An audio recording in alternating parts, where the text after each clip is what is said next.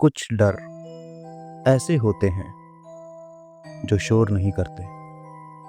वो धीरे धीरे चुपचाप आपके अंदर घर बना लेते हैं, और फिर जब आप मुस्कुराते हैं तो वो आपको अंदर से देख रहे होते हैं। ये कहानी है एक पिता और एक बेटी की।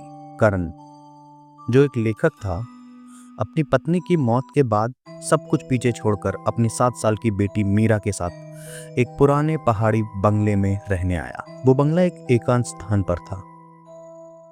आसपास कोई लोग भी नहीं रहते थे। क्योंकि करण एक लेखक था, उसे वो एकांत पसंद था। दिन भर अपने कमरे में काम करता था और उसकी बेटी मीरा ज्यादातर समय अकेले ही अपने कमरे में रहती थी।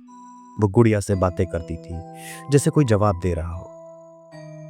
कभी कभी कमरे से अचानक हंसी आती, बिल्कुल वैसी ही हंसी जैसे कोई बच्चा किसी सीक्रेट जोक पर हंसा हो। करण ने कई बार उसे ये सब करते हुए देखा। वो जब भी अपने काम से फ्री होता, अपनी बेटी के कमरे में उसके साथ खेलने चला आता। करण ने कई बार देखा कि उसकी बेटी दीवार की तरफ देखकर मुस्कुराती है और कहती है, श्श, पापा आ रहे हैं। एक शाम ऐसे ही करण अपनी बेटी के कमरे में गया। मीरा जमीन पर बैठी थी और वो अपनी पलकें नहीं झपका रही थी और लाल रंग से एक पेंटिंग बना रही थी। मीरा पहले ही अपने कमरों की दीवारों पर काफी सारे चित्र बना चुकी थी। उसने उस पेंटिंग को देखा जो मीरा अभी अभी बना रही थी। उस स्केच में एक लड़की थी और उसके साथ एक काला साया, इंसानी शरीर पर चेहरा धुंधला।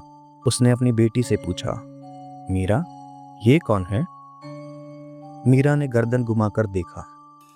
उसकी आंखों में चमक नहीं थी, बस एक खालीपन था। वो मेरी मम्मी नहीं बन सकती थी, इसलिए मैंने उन्हें दीवार में बंद कर दिया। करण हंस पड़ा। क्या बोल रही हो बेटा? तुम्हारी मम्मी तो अब नहीं रही।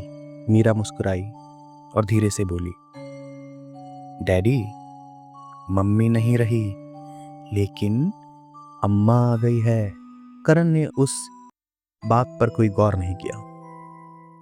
रात को खाना खाकर वो अपनी बेटी के साथ ही सो गया।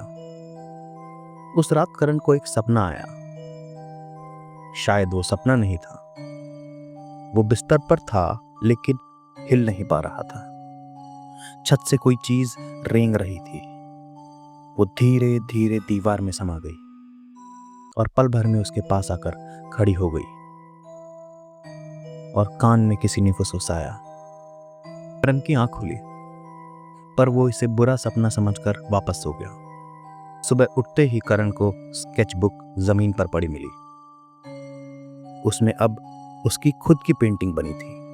वो सो रहा है और उसके पास एक साया खड़ा है। उस पेंटिंग के नीचे लिखा था, पापा अब मेरे साथ हमेशा खेलेंगे। करण को डर लगने लगा। उसने देखा कि उसकी बेटी उसके पास सो रही है।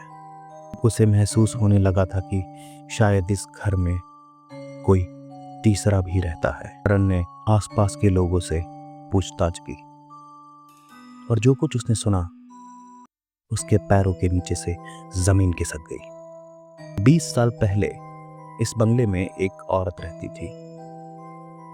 उसका दिमागी संतुलन ठीक नहीं था। वो ये सोचती थी कि उसकी बेटी में शैतानी साया है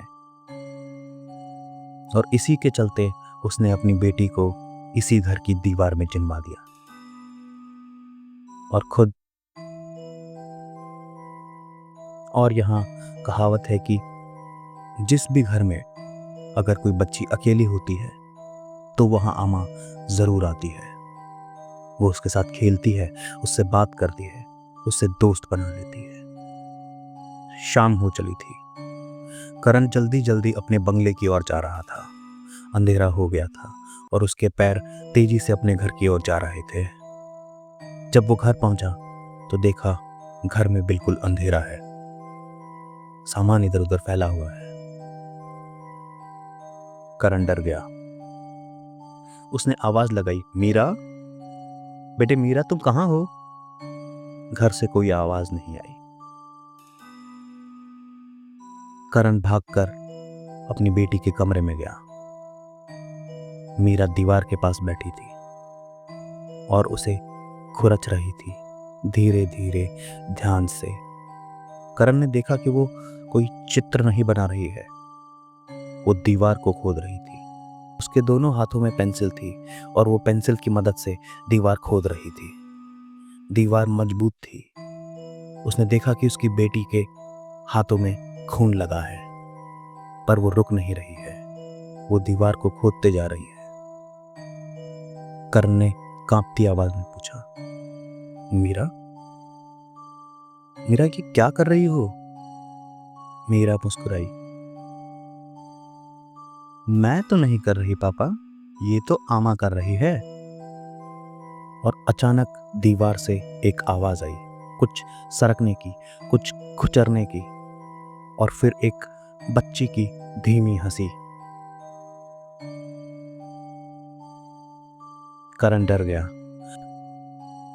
उसने उसे गोद में उठाया और बाहर जाने लगा, लेकिन मीरा इतनी भारी हो चुकी थी जैसे किसी ने उसे जमीन से पकड़ रखा हो। करण ने अपनी पूरी ताकत लगा दी और अपनी बच्ची को उठाया और उस बंगले से बाहर आ गया। उसके बाद वो उस बंगले में कभी नहीं गया।